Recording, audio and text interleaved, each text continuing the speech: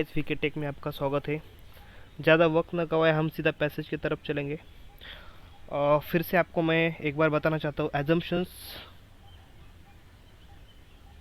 हम आज भी एजम्पशंस का क्वेश्चन सॉल्व करेंगे। एजम्पशंस का क्वेश्चन सॉल्व करते वक्त उसका लिंकेज हमें पैसेज में ढूंढना है। ओके, कल हमने पैसेज एजम्पशंस का कैसे सॉल्व किया था ये आपको पता है। आज भी सेम कल जैसा पैसेज था, आज ही वैसा पैसेज है, आज ही एजम्पशंस का क्वेश्चन है। So let's be start guys. Okay, ये हिंदी मीडियम का वीडियो स्टॉप करके आप इसे सॉल्व करने का प्रयास कीजिए। 24 नंबर का क्वेश्चन से यहाँ से आधुनिक विकास अर्थशास्त्र का मुख्य संदेश। ओके, और यहाँ से 4th नंबर का passage central message of modern development economics. Okay, और यहाँ से 24 नंबर का क्वेश्चन वीडियो स्टॉप करके इसे सॉल्व कीजिएगा। चलो हम इसे सॉल्व करते हैं। आपको बताएं कि एजम्पशंस का क्वेश्चन कैसे सॉल्व किया जाता है। So let's be start.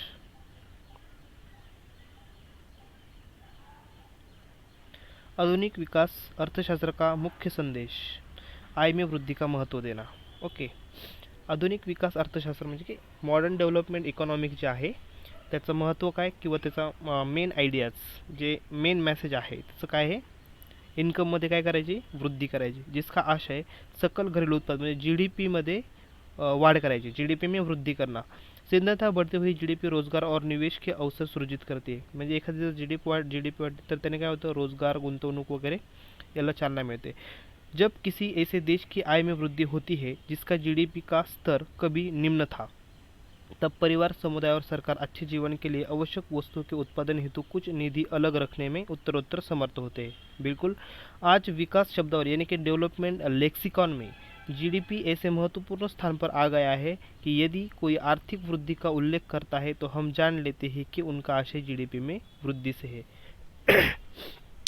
Okay guys, मैं आपको यहाँ पर बताना चाहता हूँ कि ये जो पैसेज बोल रहा है, ये पैसेज बोल रहा है जीडीपी पर। ओके, पैसेज जीडीपी पर बात कर रहा है, यहाँ पर मॉडर्न इकोनॉमिक्स पर बात कर रहा है, आप देख सकते हो।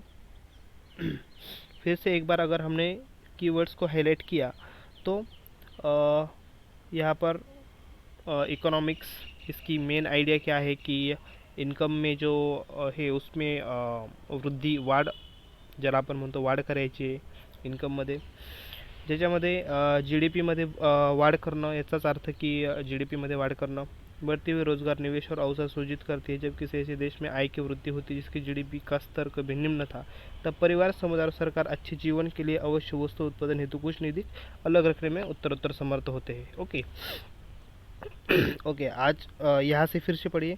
आज विकास शब्दावली के डेवलपमेंट लेक्सिकॉन में जीडीपी ऐसे महत्वपूर्ण स्थान पर आ गया है कि यदि कोई आर्थिक वृद्धि का उल्लेख करता है तो हम जान लेते हैं कि उनका आशय जीडीपी में वृद्धि से, यानी कि यहाँ से आप देख सकते हो, यहाँ से पैसेज क्या बात कर रहा है,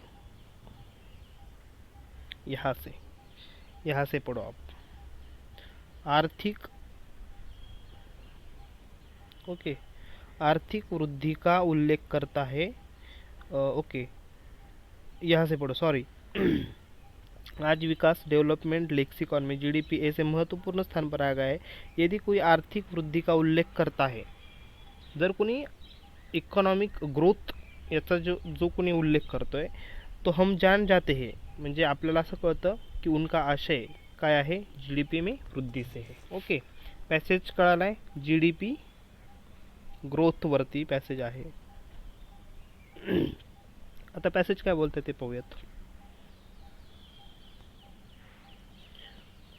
एजम्पशंस पूछा है, बढ़ती हुई जीडीपी किसी देश को विकसित देश बनने के लिए अनिवार्य है। It's a very extreme statement. Okay, passage में कहाँ पर कहा गया है कि अगर बढ़ती हुई जीडीपी, अगर किसी देश को विकसित बनना है, अगर किसी देश को विकसित बनना है तो बढ़ती हुई जीडीपी अनिवार्य है। ओके, पैसेज में आपको कहीं भी ऐसा कहा गया है कि बढ़ती हुई जीडीपी किसी देश को विकसित देश बनने के लिए अनिवार्य है। अगर जीडीपी बढ़ती है तो कोई देश विकसित बनता है और वो कंपलसरी है। ओके, कंपलसरी कहाँ पर है? नहीं है, ऐसा कुछ भी नहीं कहा है। यहाँ पर सिर्फ इतना कहा गया है कि आधुनिक विकास, ओके, यहाँ पर सिर्फ इतना बताया गया है कि आधुनिक विकास अर्थशास्त्र का मुख्य संदेश आय में वृद्धि का महत्व देना है, जिसका आशय सक्रिय ग्रोथ जीडीपी में वृद्धि से है। Okay, so first is wrong. Elimination trick से सॉल्व करेंगे यहाँ पर ये जो एक्सट्रीम वर्ड है। और सेकंड, बढ़ती हुई जीडीपी सभी यानी कि ऑल परिवारों में आय का समुचित वितरण सुनिश्चित करती है। यहाँ पर ऐसा भी कुछ पैसेज में नहीं बताया गया है कि बढ़ती हुई जीडीपी जो है, जो सभी परिवार में आय का समुचित वितरण सुनिश्चित करती है, कहाँ पर है? कुछ भी नहीं। यहाँ पर क्या बताया है पैसेज ने, आप देख सकते हो। बढ़ती हुई जीडीपी रोजगार और निवेश के अवसर सृजित करती है। क्या करती है? रोजगार और निवेश। और उसके बाद जब किसी ऐसे देश की आय में वृद्धि होती है जिसकी जीडीपी का स्तर कभी निम्न था, तब परिवार, समुदाय और सरकार अच्छे जीवन के लिए आवश्यक वस्तु को उत्पादन हेतु कुछ निधि अलग रखने में उत्तरोत्तर समर्थ होते हैं। ऐसा पैसेज में बताया है गाइस।